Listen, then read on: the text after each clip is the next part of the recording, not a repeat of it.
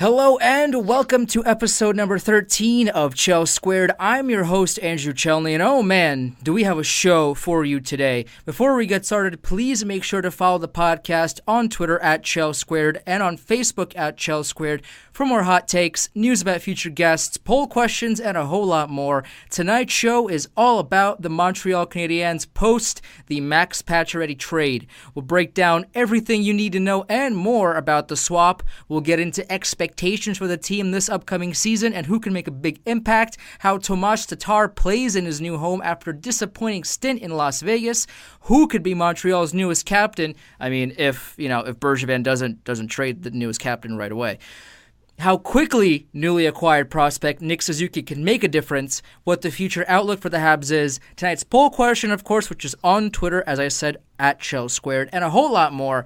Here with me to argue Montreal hot takes and break down everything I just listed off is Deputy Managing Editor of Habs Eye on the Prize, Jared Book. Jared, thanks for hopping on the show, especially. You told me before the show you're feeling a little under the weather, and I'm sorry about that, but I really appreciate you coming on, taking the time out. How are you tonight? I'm good. Thanks for having me. Absolutely. So for those that don't know, a couple of days ago at 1 a.m, when half of us were asleep and half of us were in shock, the Montreal Canadiens traded their captain Max Pacioretty to the Vegas Golden Knights in exchange for Tomas Tatar, Nick Suzuki, and a second-round pick in the 2019 draft. So Jared, take me through what you think what you think the behind the scenes of this trade was, what came down to it, because there were a lot of rumors, during the draft that there was a deal in place for Pacioretty to go to LA, but that fell through last second, and now out of seemingly nowhere, Vegas gets Pacioretty, and on top of that, not only do they get him, but they give him a 4-year extension for $7 million a year. Jared, take me through the process of this trade and what you think came down to it eventually with the trade, of course, going down. Yeah, I think that the big thing is that it wasn't really a shock. This was a saga that was going on for even a couple years. Max Pacioretty, even going back to when Michel Therrien was the coach of the Canadiens, there was a rumor coming out. I think it was actually about 3 or so years ago or 2 years ago yesterday, believe it or not, that Max Pacioretty, it came out that Michel Therrien said that Max Pacioretty was the worst captain in Canadiens history. And ever since then, it just kind of snowballed from there. You kind of got the sense that it was just a matter of when. There were whispers that Marc Bergevin didn't love Max Pacioretty. He wanted to trade him, and there were rumors going back, like I said, about 2 years ago even, and they just kind of quieted down a bit. And then Max Pacioretty at the draft, that was when it really started again. There was a deal that was apparently in place. He changed agents the next day, which is always a little bit fishy. And then Alan Walsh did his thing and made the situation to the point where the Montreal Canadiens had no choice but to trade Max Pacioretty. And we had eyes on the prize, figured it was going to come before the start of the season. The golf tournament was that first day, and you knew that they did not want to have that awkward talking and media availability with Jeff Molson, with Marc Bergevin, with Max Pacioretty there, with all the teammates being asked about Max Pacioretty. So it was pretty. There was a deadline, a soft deadline, and that's why the trade went down at 1 o'clock in the morning. So do you think in your mind there's a specific reason as to why the Montreal brass just didn't like Max Pacioretty? I mean, he was almost a point a game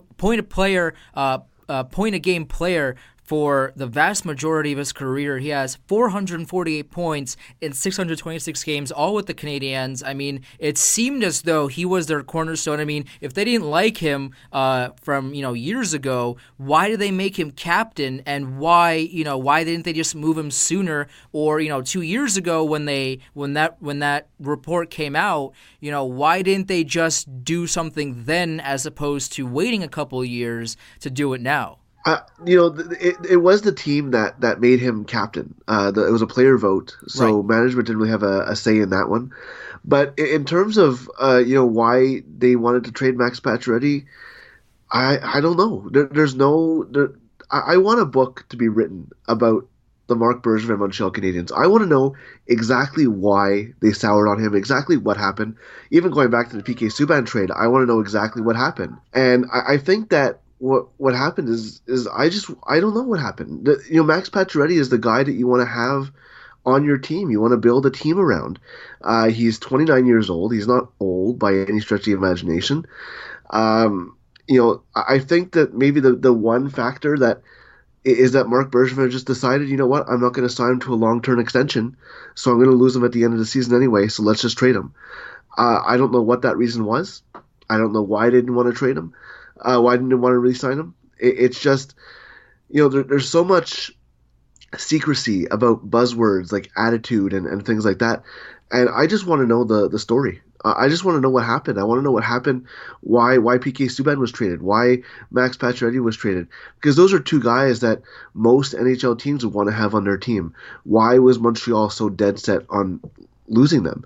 And it's one of those things where, maybe a book will be written about it in the future, and we'll finally find out exactly what happened. But it's just it's if there was a legitimate reason, I think a lot of Canadiens fans would be more appreciative of the trade. It wasn't a bad trade looking at it hockey ways, but it's just the uncertainty of why Subban. The rumors were that they traded Subban because they wanted to build around Pacioretty, and now they trade Pacioretty. What's going on? What's the plan? Is probably the biggest question now. Well, Max Pacioretty was introduced in Las Vegas earlier Wednesday, and he said that he didn't specifically say that he wouldn't say whether he wanted a trade out of Montreal or not. But according to TSN, I'm reading their article right now, but he confirmed that he would have liked to sign an extension in Montreal. So this just raises more questions for me, and I'm sure for you, and I'm sure for a lot of hockey fans in general. I mean, Max Pacioretty obviously liked it in Montreal. He liked the team, he liked the culture, but for whatever reason, Bergevin didn't like him, Michel Therrien didn't like him. It just doesn't make sense to me. What was going on behind closed doors that we don't know? Because obviously there's something going on. You can't oust a player like Pacioretty, and you also can't oust a player like PK Subban. You can't oust these kind of players without having a reason, whether it's the correct reason, whether it's a dumb reason, whatever the reason is, there has to be a reason to trade one of the most dynamic defensemen in the league in PK Subban for an aging Shea Weber, who is now on the IR, and his contract is until 3033. I mean, and now you trade Max Pacioretty, who was your captain, for it. This trade.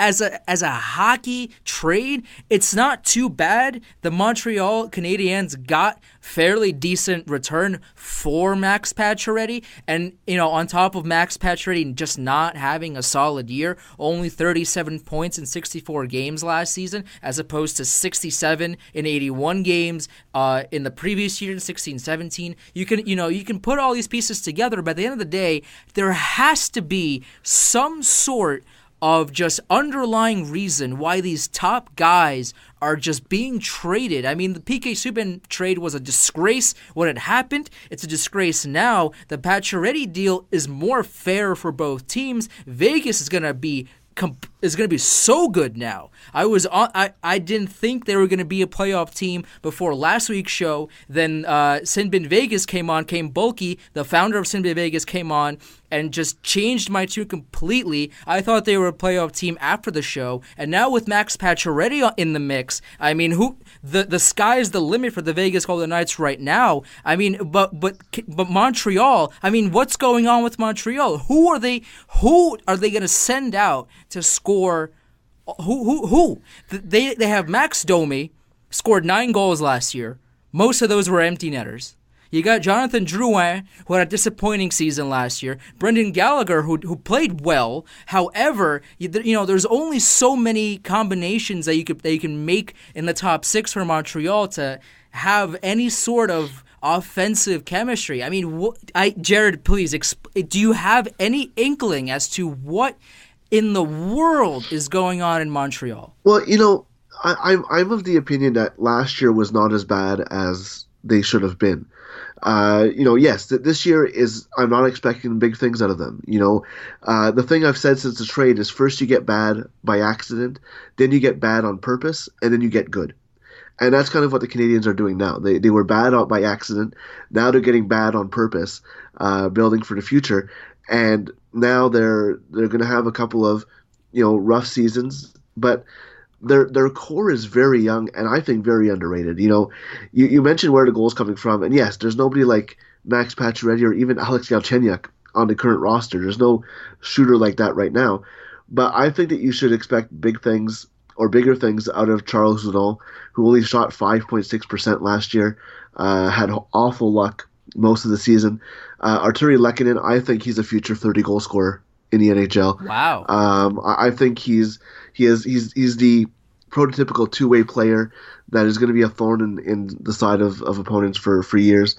Maybe not this year, getting 30 goals, but I think he's the guy who's probably the best shooter left on the Montreal Canadiens right now, and they have centers to get in the puck, whether it's Drouin or Dano or Max Domi on the other wing. They have Paul Byron, who has two 20-goal seasons. They have guys who can be expected to score and even can be expected to have better years than last year. But yeah, this year they're not going to be but with Pacioretty, I'd say yes, maybe they're going for the playoffs. Maybe they can catch lightning in a bottle, but no, they're a rebuilding team. The only reason they're not a rebuilding team is because in Marc Bergevin's eyes, the word rebuilding means taking us all players of a certain age, getting rid of all of them above that age, and keeping just the players under it. And obviously with Carey Price and Shea Weber, he's not doing that. He still has them on a team. Even Thomas Plekanec, same thing. They just signed him to a contract. So you have those guys.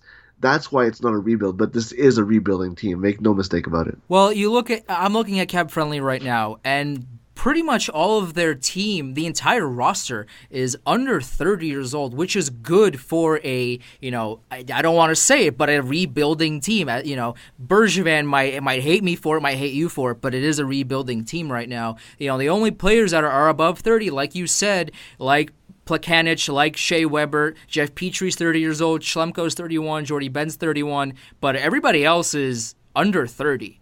So the direction of the team is looking good, especially now with Suzuki in the mix. They also drafted Jesperi Kotkaniemi. Their young players are looking promising. What can you tell me about Nick Suzuki? Of course, he was drafted last year, 13th overall in the 2017 draft by the Vegas Golden Knights. He's playing in the OHL this year after playing in the OHL last season. 100 points in 64 games with the Owen Sound Attack last year, according to EliteProspects.com. What can you tell me about Nick Suzuki that maybe people don't know about him? Because, of course, when you trade somebody like a Pacioretty, you expect a good return in it. You expect a good return. So obviously Tatar is a brand name that people know. With his time in Detroit, with his disappointing time in Vegas, now fresh start in Montreal. What can you tell me about Nick Suzuki and what he can bring to the table, not next season, but potentially the year right after? Yeah, make no mistake, this trade is all about Nick Suzuki. He's the centerpiece of this trade. Tatar is a nice lottery ticket to have. He fills Pacioretty's hole on the roster. Right now, could they strike gold and flip him at the deadline? Absolutely. That's, always an option. If he doesn't perform well, they have the cap space. It doesn't really make a difference. But yeah, this trade is all about Nick Suzuki. And honestly, when you're looking at the kind of players you can get for Max Pacioretty that would make sense for the Montreal Canadiens, Suzuki is that kind of guy. He's a guy who plays center, which obviously is a big topic in Montreal, but he can play both wings. He has a shot, scoring 40 goals last 2 years in the OHL. He says that he models his game after Patrice Bergeron, which obviously would be a huge opportunity for the Montreal Canadiens if he ends up anywhere close to that type of player, especially on the defensive side, because he has tons of skill. There are questions about his skating ability, just because he's a smaller player and he's not super fast. So scouts kind of look at that and say, "Oh, if he can't skate and he's small, what does that say about him?" So there's a fine line between bad skaters and excellent skaters, and a lot of players who aren't excellent skaters get tagged as bad skaters. Suzuki isn't great, but the good thing about that is, and you can even say the same thing about Jesperi Kotkaniemi, is that that's one thing you can teach. You can't necessarily teach hockey sense. You can't teach stick skills, but skating is one thing that you can absolutely teach. So if that's the worst thing about him, that's not a problem at all. But he's a great stick handler. He can make plays. One of the things that I saw as a kind of negative, I would say, is some scouts feel that he slows the game down for himself, which won't fly necessarily at the NHL level. But no, Suzuki is a top prospect. I think he should have been on Team Canada's World Junior team last year. He'll most likely be there this year if he's not in the NHL, which is an outside chance at that, depending on what happens at training camp. But, you look at the Montreal Canadiens, who do they have on their coaching staff? They have Dominic Ducharme as assistant coach, Team Canada's head coach at the World Juniors last year, and they have Joel Bouchard, who is a general manager or part of that management team, coaching in the AHL. So those are two guys who know Nick Suzuki. Their head scout, Trevor Timmins, liked him. They had him 11th on their draft list at the 2017 draft when they ended up with Ryan Poehling, obviously drafting a little bit lower. So this is a guy that they've liked. Mark Bergevin wanted an A prospect, and that's what he was saying at the golf tournament after the trade, and Nick Suzuki is that A prospect, and he gets added to Kotkaniemi, to Poehling, to a bunch of guys who are expected to turn the Montreal Canadiens and be part of that turnaround going in the future. Well, you mentioned this earlier on. The Canadiens' problem is down the middle right now. Of course, they fix it, pretty well in the future with Kotkaniemi now, with Suzuki. But can you explain to me, because this happened a while ago, and I just still do not understand why they traded Galchenyuk now. If they were going to do it, if they were going to draft Kotkaniemi, if they knew in advance that they're going to trade Pacioretty for either Suzuki or insert name, center prospect here, why not wait until next year to trade Galchenyuk? And I think Bergevin has a lot of faith in Max Domi. Again, he's scored 18 combined goals in the past 2 seasons. He played every game last year, played 59 and 16-17. After a 52-point performance in 81 games in his rookie year, he scored, like I said earlier, 9 goals. A lot of those were empty netters last year. So 36 assists, though. Is there? I mean, what was the reasoning behind trading Galchenyuk now, as opposed to waiting another year or just keeping Galchenyuk? I mean, he scored 51 points last year on a team that again didn't make the playoffs. So, you can argue that is he really a 1C or a 2C? You could argue that, but at the end of the day, he's a top 6 forward. So take me through what the reasoning, what the thought process was trading a top 6 guy like Alex Galchenyuk in a position where they traded away their top centerman for a winger who underperformed the last couple of years. Yeah, I think that Alex Galchenyuk, the Montreal Canadiens decided for whatever reason that he was not going to be a center for them. He didn't play center at all last year. Exactly. Which, considering the team wasn't going for a playoff spot and Jonathan Drouin played the entire season pretty much, except for maybe one game at center. They played Paul Byron at center. They played Charles Hudon at center. They played Andrew Shaw at center. The fact that they didn't put Galchenyuk there at all tells you that for whatever reason, and we'll see what happens in Arizona because they said they're going to play him at center, or at least try him there, they saw him as a winger. And if you see Galchenyuk as a winger, then you look at the Domi for Galchenyuk trade, and it kind of makes a little bit more sense. The Montreal Canadiens had one of the worst shooting percentages in the NHL last year, especially to start the season. It kind of evened out as the year went on. But they were horribly unlucky for the first part of the season. And when that happens, you say, okay, either A, they're horribly unlucky, and Max Pacioretty getting 17 goals was a part of that. His shooting percentage was way below his career averages. But you either say, okay, we just got unlucky and shrug your shoulders, or you say, we need to make life more difficult on goaltenders. We need to have people who go east-west, who make goalies shift direction to make lives harder for them. And if you watch Max Domi, that's exactly what he does. He's a kind of player who does that. Jonathan Drouin also does that. You look at the guys they drafted, even not even looking at the first couple rounds, but Jesse Ullinen in the second round, Cameron Hillis, Alan McShane, Cole Fonstad. Those are all guys that have the exact same kind of style. And yes, not all of them will end up playing in the NHL, especially at center. But if you get enough of these guys, you're going to make life difficult for goaltenders, and you can see that's the direction they're kind of going in. And when you look at Max Domi, I think that a change of scenery is actually going to be good for him. I don't think you can expect 20, 25 goals from him. He's just not that kind of player. But you need scorers and you need passers. And if Domi gets 40 assists for tap-in goals for teammates, then you don't necessarily need a shooter. But it is kind of weird that they trade Pacioretty, they trade Galchenyuk, who are two of their top shooters on the wing, and then they don't draft Philip Zadina, who is probably the best shooter at the top of the draft. And so it's kind of like, okay, then this draft coming up is very high on centers as well, and not so much on shooting wingers. So it's kind of like, okay, are they now going too far in the other direction? But it's always easier to move centers to wing than it is to move wing to centers. And Montreal, Jonathan Drouin is a good example of that. But no, I mean, the trade makes sense because I don't think that the Montreal Canadiens were ever going to play Alex Galchenyuk at center. I don't know what the reason is.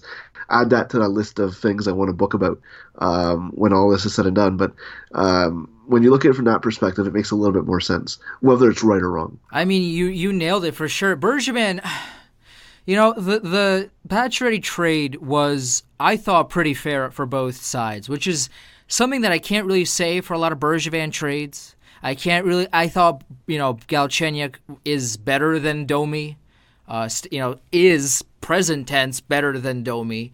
So the 1-for-1 deal, I didn't really, understand. The Subban for Weber deal is a whole nother discussion that we can spend hours talking about, because that was one of the worst trades ever. I mean, that was an atrocious deal at the time, even worse now. I mean, for Tomas Tatar, he had, didn't have a good season in Detroit for the most part, 28 points in 62 games. Then got traded to the Golden Knights for a ludicrous trade at the time. Detroit came out like robbers, right? It looks like right now. I mean, even at the time, it didn't look good for Vegas.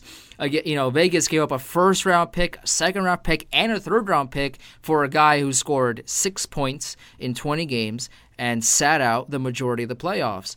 And, with Tatar now probably, having second-line time with Philip Deneau potentially, or, Anatoly Lehkonen or Plekanec or Sherbak or whoever else, is Tatar going to have a bounce-back year to potentially get flipped at the deadline, or are they maybe planning to keep Tatar for longer than that? What's the situation with Tatar? And, what's the plan going forward with him, do you think? I think that Montreal is going to go with a kind of – they have the wings on their team to put 4 scoring lines out there. They don't have the centers necessarily to do that, but they have the wings to do that. So I think with Montreal, especially this year, if you look at the wingers they have, looking at it first line, second line, third line, fourth line is probably not the way to go, because you're going to have some good players on the fourth line, no matter which way the lineup goes. Whether it's Nikita Sherbak, whether it's Paul Byron, whether it's Andrew Shaw, those are not fourth line players. And so the Montreal Canadiens have depth on the wing, and they can afford even to lose Pacioretty and not even replace him with a guy like Tatar. But they did, obviously, and it's a reclamation project, and the trade is not going to hinge on Thomas Tatar. If he plays well for the Canadiens, or they trade him for something either this year or down the road, then yeah, that's an additional win for them in this trade. But I saw a lot of people looking at this trade as, oh, they trade Max Pacioretty, who scored 39 goals one year, for Thomas Tatar, who scored 29 goals one year. What's the point? That's not the way to look at this trade. Thomas Tatar is kind of I don't want to say a throw-in, because he's a good player, but he's one of those guys where if he was making $3 million a year, you love him, but because he's making close to 5 or a little bit over 5, there's expectations that come with that. But you have to think that a guy, yes, 34 points in 82 games with Detroit and Vegas last year is not very good. But that's borderline second line in today's NHL. That's just scoring is down. The guys don't get 70 points anymore from the second or third lines. So we have to temper expectations not just for Domi or Drouin or Tatar, but just in general. And I think that we see it a lot with Canadiens fans where they feel that Brendan Gallagher is not a top line player. They're like, oh, he's a good third liner, just because he doesn't have that elite skill that you want to see from first liners. But the guy scored 30 goals last year, 31 goals last year. I just don't understand it. Even Charles Hudon is a guy who's not appreciated by Canadiens fans. So I don't really understand it, to be completely honest. But if Thomas Tatar plays on the second or the third line and is respectable for the Canadiens, that's a win. But I mean, it doesn't really make a difference. This team is not going to try and win this year coming up. Could Carey Price pull out a miracle? Is the team that bad around him? I think the forwards aren't that bad, to be completely honest. We mentioned it before. But in terms of the defense, that's where the issues and the big question marks come in, especially with Shea Weber out. Can they rebound from what was a disastrous year last year on the back end, which hindered their scoring altogether? So, am I expecting Thomas Tatar to score 20 goals this year? Not really. If he does, that's great. If he scores 15, that's great. It doesn't really make a difference in the grand scheme of things. But obviously, the better he does, the more opportunity there is for Mark Bergevin to collect more draft picks. And you saw this draft; they added 11 players in the draft. They have 9 picks already going into next year. He doesn't want to say rebuilding. That's rebuilding. Well, the blue line for the Montreal Canadiens is currently without Shea Weber. According to dailyfaceoff.com, David Schlemko, Jeff Petrie as the top pairing, which already is a huge red flag. David Schlemko is a okay defenseman at bottom 6, not top 2. Carl Alzner and Noah Juleson as the second pairing. Victor Mete and Jordy Ben they have as the bottom pairing, and of course the Canadiens signed Simone Dupre to a PTO. That blue line, I mean, I don't want, it's just not, it's really just not good. And by the way, the Rangers have Mark Stahl they can give you if you want him as well. So the blue line for Montreal just isn't going to get it done unless they just play out of their minds, which judging by prior history just isn't going to happen. But I mean, who knows, right? You've seen what happened to Vegas. It could happen to Montreal. At this point, who knows? But the blue line is just not looking good. The offensive talent, I mean, I agree with you to a certain extent. Domi could potentially score. He's probably going to score more than 9 goals next year. But, Gallagher's, as you mentioned, scored 30+. Drouin is still, a young top guy. But as you get lower and lower on, you picked up Joel Armia from Winnipeg along with Steve Mason, who you later bought out. The offense is going to just – I don't think there's going to be a whole lot of offense from Montreal this year, but they don't really need it, right? Because, again, they're quote-unquote rebuilding. They're not 100 – they don't want to say it.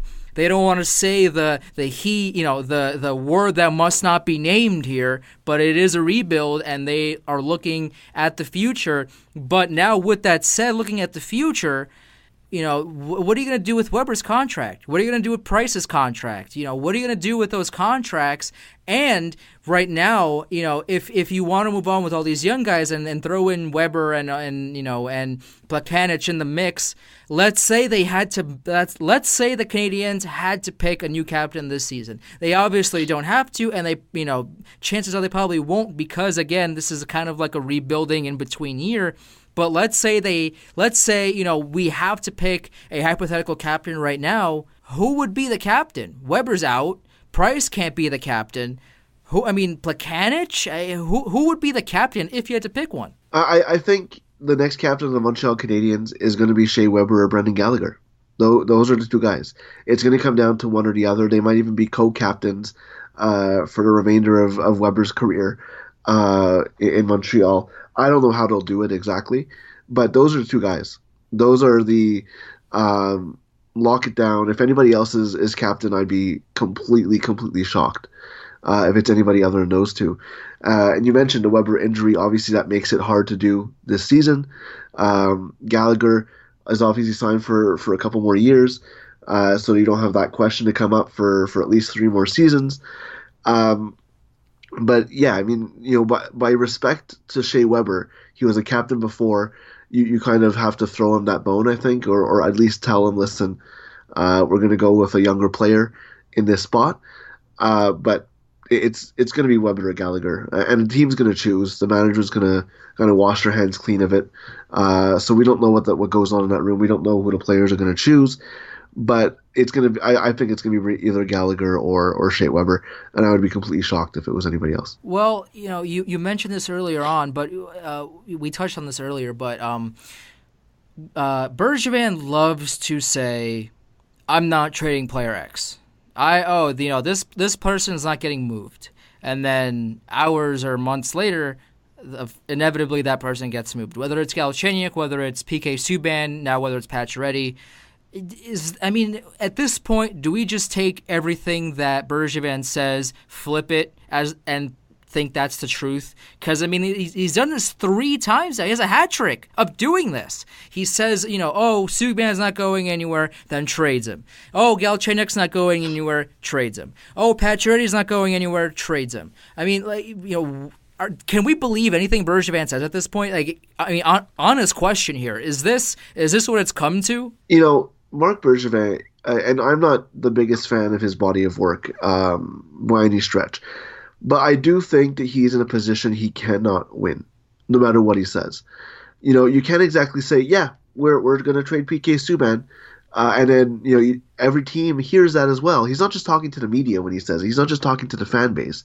He's talking to everyone. All the GMs are going to hear that. So if he comes out and says, yep, I'm trading Max Pacioretty, I'm trading Alex Galchenyuk, I'm trading PK Subban, there's no incentive for other teams to give him their best offer. Because he said he's going to do it. There's no way they're going to go back into that locker room and see what happens. So him saying, I'm not trading Pacioretty or Subban or Galchenyuk or anybody, it's just regular GM speak. I don't think that Marc Bergevin does it any better or worse than anybody else. Yes, the Canadiens have launched this whole thing about transparency and how they're going to have more transparency in everything that they do, but at a certain point, you still have to hold your cards close to your vest.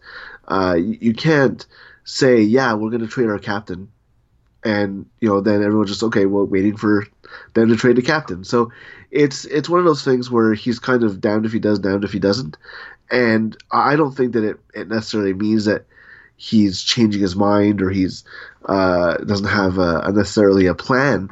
I just think it's the media market in Montreal is like that. In Montreal you're wrong twice is what people say. You're wrong in English and you're wrong in French. So it's one of those things where it's just dealing with the media in Montreal, and that's one of the things that comes up with it is that you have to say, yeah, no, I'm not trading him, and then turn around and do it. It's not the best situation in the world, but I don't think that he really has any other choice, to be completely honest. Well, an option B per se, you could make the point where Bergevin could say, we're not actively shopping anybody. However, if an offer blows us away, we're gonna listen, as opposed to just flat blindly saying no to everything and then trading said player either hours or days or months later. Because it just feels like, to me personally, and to probably some people, maybe I'm crazy, maybe I'm this and that, but to me it sounds like whenever the media asks him a question about a player, he immediately says no, and then immediately trades the player anyway. So if you have a track record of doing that, why not just be more diplomatic about it and say, we're not actively trading anybody, but if something blows us away, we're gonna listen, instead of like I just said, instead of just saying no and then basically going back on your word and then trading them anyway. Well, yeah, absolutely. There are ways that he can be more diplomatic. Absolutely, that's without a doubt. But at the same time, if he says, that's what he said about PK Subban. Oh, I'm not shopping PK Subban. Less than a week later, he was traded. And people are saying that yes, he was shopping PK Subban that whole time. It wasn't just David Poile calling and being like, "Hey, we'll give you Shea Weber for PK Subban," according to reports and things like that. So, like that kind of goes in the same thing. Yes, can he say different things? But I think that at this point he's very combative because his biggest moves, and you touched on this earlier, have not been good ones. He's made some good trades. He got Philip Danault and a second round pick for the expiring contracts of Dale Weiss and Thomas Fleischmann. That's a coup. He got Jeff Petrie for without giving up a first round pick and then signed him to an extension. He has done some good things, mostly on the middle or the lower end of the roster. It's his big moves that obviously haven't gone as well up until this Pacioretty trade. But I just think that he needs to have a little bit more of an idea of how to play the game. I don't know if he takes things personally. I don't know him personally or anything like that. But I feel like he's more combative than he was in the past, and answering all questions all the time when people think that you're wrong isn't the easiest thing to do. So there's a little bit of cockiness and things like that. But I just think that it's not his fault necessarily. I just think that it's one of those things where there's no way he can say things and then make it all right by saying what he's going to do or things like that. And yes, it looks bad when you have clips of him saying, "I'm not going to trade Alex Galchenyuk, I'm not going to trade Max Pacioretty, I'm not going to trade PK Subban," then he's traded all three. But at the same time, yes, he can be more diplomatic, but at the end of the day, I don't think it will matter much because people will twist no matter what he says. If he doesn't say that he's not shopping, like, oh, he didn't deny it outright either, so I guess it's happening. So, people are going to run with whatever story they hear and whatever thing they want to do in the media, and that's just Montreal, unfortunately. I mean, fair point. To Montreal's credit here, Montreal media is merciless.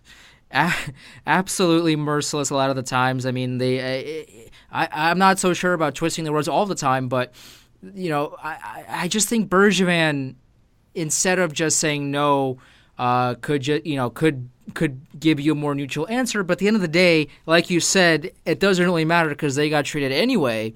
But personally, I mean, I'm not a Montreal Canadien, so I don't know how they feel about this personally. However, I just feel like if the media ever asks, the general manager of a hockey team, or any team for that matter, are you trading player X? And then the GM says, no, I'm not trading player X. And then, they turn around and then they trade player X. As a player, I don't know if I like that. I don't, again, I'm not a member of a professional team. They could think, something totally different from what I'm thinking right now, but I would rather them give a more neutral, more, this is super nitpicky at this point. We are getting into the, nitty-gritty of public speaking at this point. But it just seems to me that instead of just saying no and then trading a player immediately after that, being more neutral about the situation and I guess being more mysterious, I think would benefit the team more. But again, I'm not part of a professional team, so I can't say for sure. But I'm sure that at least some of the players on the team have that in the back of their minds. Because let's say the media, tomorrow, goes and asks Bergevin, and asks, oh, are you going to trade Drouin or whatever, and Bergevin says, no, I'm not trading Drouin, and then 3 months later, Drouin, let's say hypothetically, gets traded to wherever. Drouin, I don't know how Drouin feels personally, but I wouldn't feel great about it if a general manager said, no, I'm not trading, I'm not trading Andrew Chelney, and then next week I'm traded to wherever. I personally wouldn't feel great because he said I'm staying, and then immediately I'm not staying anymore. So, again, this is super nitpicky. This is super. We're getting into the deep crevices of, one, the offseason, and two, just into the public speaking ways of Marc Bergevin. But I mean, what do you think about that? Is that a legitimate take, or am I just blowing smoke? At this point. I think that there's two things we have to look at, and what he tells the media isn't what he's telling necessarily the player. So if he's behind the scenes saying, "Hey Max, I'm going to trade you," we're going to look at whether he asked for a trade or not. I don't know what the real thing is, but when he asks, I think that if you go and tell the player in private, "Listen, we're not trading you," and then all of a sudden you get traded, that's not a great look. I don't think it really matters what he tells the media necessarily, as long as he's being honest with the players. And obviously PK Subban was blindsided by the trade. Alex Galchenyuk probably had an idea it was going to happen. Max Pacioretty obviously had an idea it was going to happen. He wasn't surprised. So I don't know what the communication is like internally, but that's more important than what he tells the media, in my opinion. Fair point. I can't argue that. So the poll question for today's show, of course, if you want to vote on the poll, and the best replies might potentially get featured on the show, of course, it's at Chel Squared on Twitter. So if you want to participate, definitely give the show a follow. The poll question for today's show is, how many points do you realistically see the Montreal Canadiens getting this upcoming season? Now, this poll had around 60 votes. 31%, and the options, by the way, were less than 75, 75 to 85, 85 to 95, and more than 95. So basically, if you picked more than 95 points, you assume that the Canadiens will make the playoffs this season, and then anything less than 95 is more than likely not making the cut. So 31% said less than 75 points. 42% said 75 to 85 points, which is around where I think the Habs are going to be. They're not going to make the playoffs, but they're not going to be the Senators, because Karlsson's going to get moved, I would believe, before, opening night. I would believe, anything's possible, but from what it's looking like, from what it sounds like, I would think that Karlsson's gone by then. So it's probably gonna be Ottawa, then whoever else, but Montreal probably gonna be in that 75 to 85 range in points. 24% said 85 to 95 points, and 3% for I don't know what you're seeing, and Jared, I feel like you would agree. I don't know what they're seeing right now, but one person or two people or 3% of the vote said more than 95 points for the Habs this season. I mean, listen. You can be a huge fan of any team, but you also have to be realistic here. I'm a huge Rangers fan. I've said this every week on the show. I've said this to anyone who would listen. I am a huge, huge Rangers fan. However, they're probably not going to make the playoffs. You have to be realistic here. You have to be realistic about your team's chances. At CMOL1, at CIMOL1, Christian said 0 votes for playoffs. This is before someone voted for more than 95 points. So he is angry, or at least questioning the fact that no one has voted for the Habs making the playoffs this season. Listen, I get being a super fan of a team. I get that. Jared, I'm sure you get that as well. However, you have to be realistic here. There is a minimal chance of the Habs making the playoffs this year or next year. But 2, 3, 4 years down the road, they're going to be pretty good. If Carey Price is still Carey Price, which at that point, he's going to be 35. You can argue, but Lundqvist is 36 and he's still really good. Yeah, but also Lundqvist is, one of the best goalies to ever play the sport of hockey, period. But, I still believe in Carey Price. I've had people on my show who have doubted Carey Price, and we can argue about that. But you have to be realistic here. The Habs are just not making the playoffs this season. Unless they get Karlsson, unless they get every All-Star in the league. I mean, unless they get Panarin, unless they get you can make any hypothetical list that you want. The Habs are not making the playoffs this year or next year.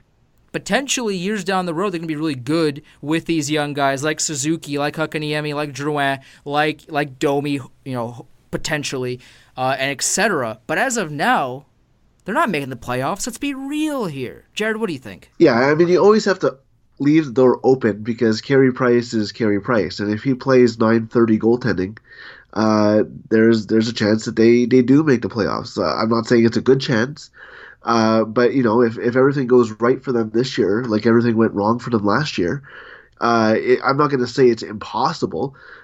Just look at what Vegas did last year. Not one person was saying that they were going to make the playoffs. They ended up winning the division. They ended up going to the Stanley Cup Finals. So, no, I'm not going to sit here and say, it's impossible. But, no, you're right. It's not likely. And that's fine. That's fine. This team has been kind of in the middle for years of not really that good, not really that bad. But, at the end of the day, a losing season would probably be a good thing for them. A season with no expectations is a good thing for them. Because you know what? That's what helped Vegas, right? Everyone on Vegas was like, listen, we're not as bad as people are saying we are, so let's go show them. And that's kind of the attitude that Montreal can have. Listen, I don't think they're going to make the playoffs because they have, if you look at it, they have to basically pass either Tampa Bay, Toronto, Boston, Columbus, Philadelphia,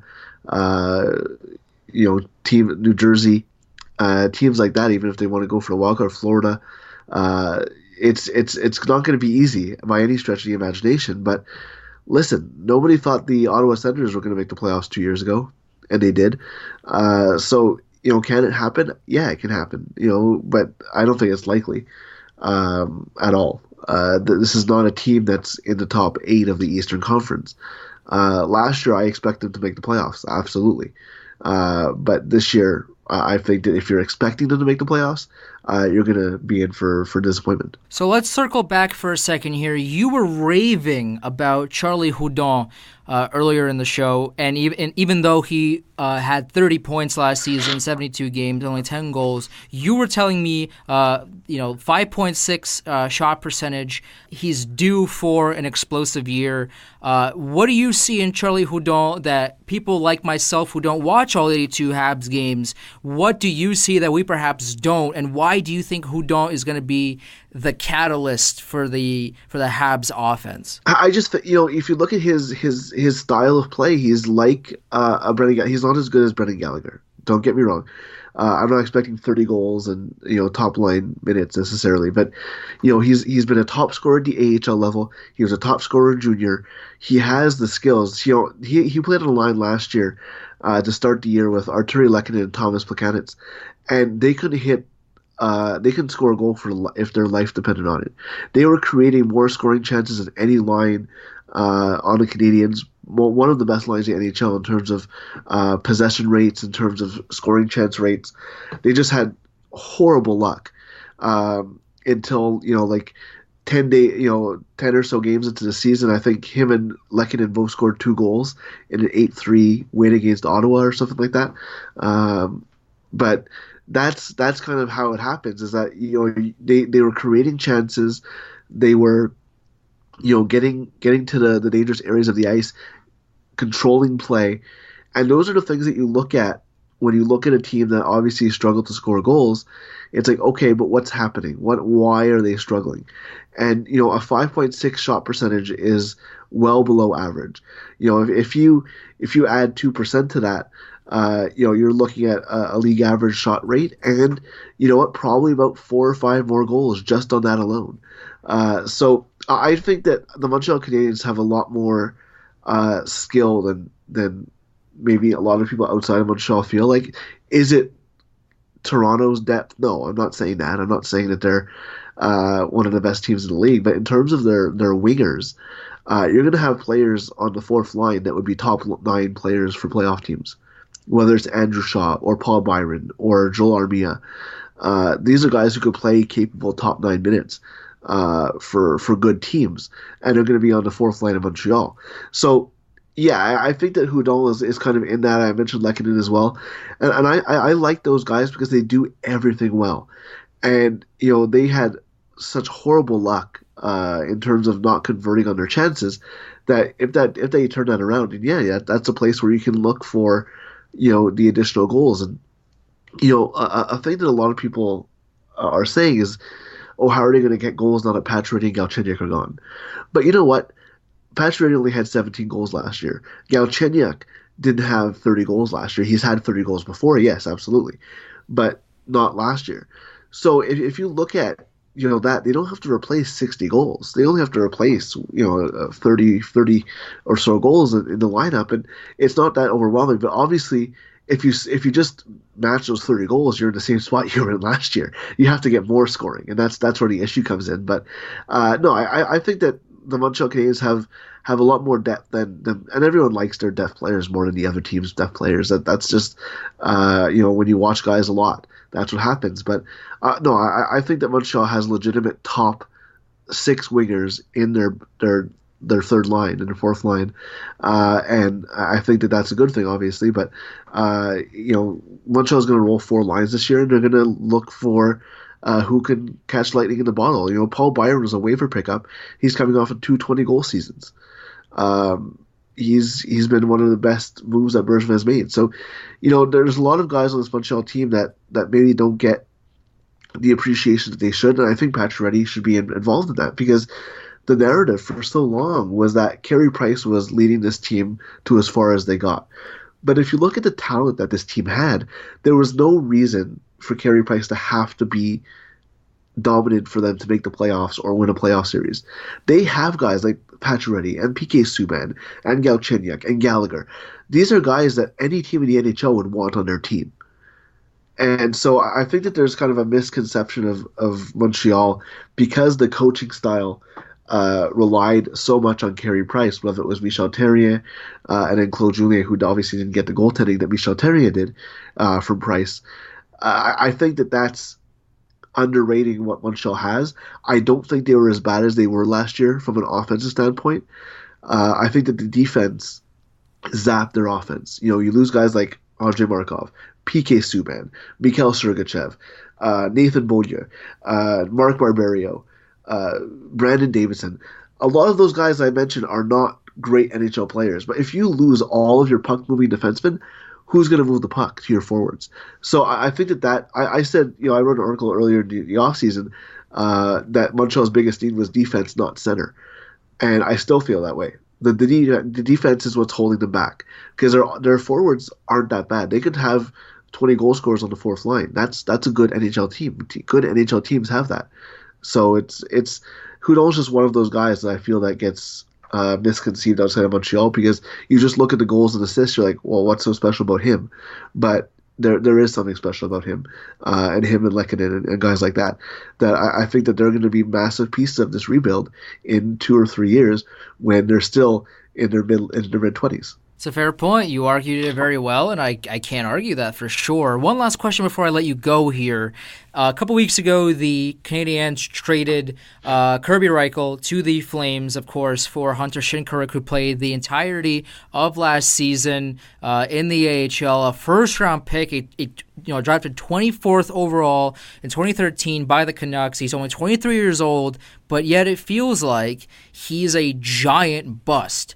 However, he's still 23 and still has time to grow and develop into a NHL caliber player. What do the Canadiens see in Shinkaruk that the Canucks didn't anymore, the Flames didn't anymore? What can the Habs offer Hunter Shinkaruk that the other two teams couldn't? A change of scenery. It's, you look at the first round of that draft. There's McKinnon, Barkov, Drouin, Seth Jones, Elias Lindholm. You look at the forwards, there's Bo Horvat, Nikushkin, Max Domi, who we talked about. And you look at the bottom of the draft, starting at 19, Kerby Reichel was a first-round pick in that draft.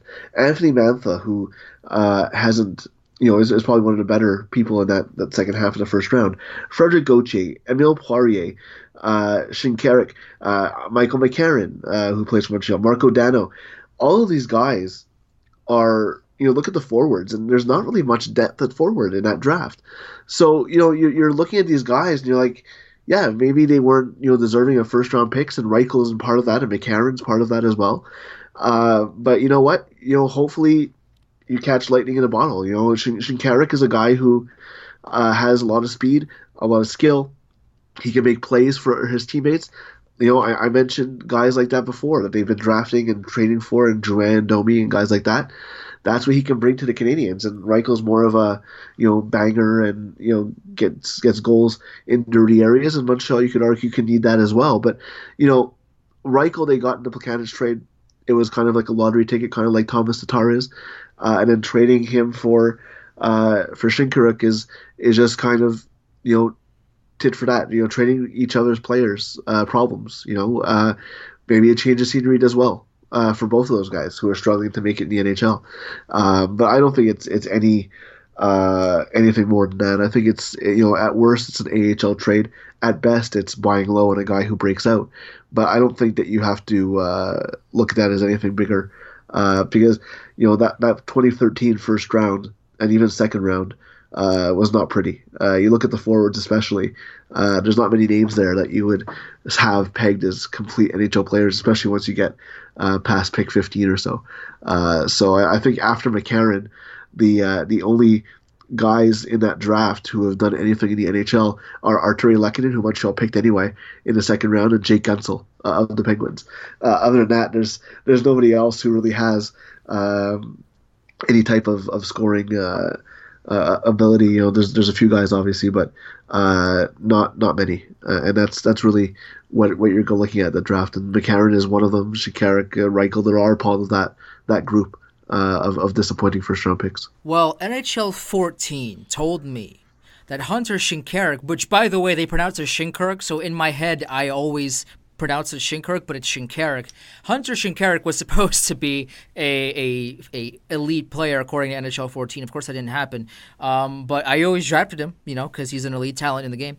But anyway, Jared, I really, really, really do appreciate you coming on, taking the time out to talk to me a little bit, especially when you're feeling under the weather. And I really hope you get better soon. And it means a lot to me that, even though you are sick, you came on, talked to me for an hour about the Habs, about, Shinkaruk and Domi and the Pacioretty trade and all that. And I really appreciate you coming on. And please follow Jared Book at Jared Book. Please read his site. He's the deputy managing editor of Habs Eye on the Prize. I mean, that site is fantastic. And I'm not saying that just because you're on the show. I mean, that is a sensational website.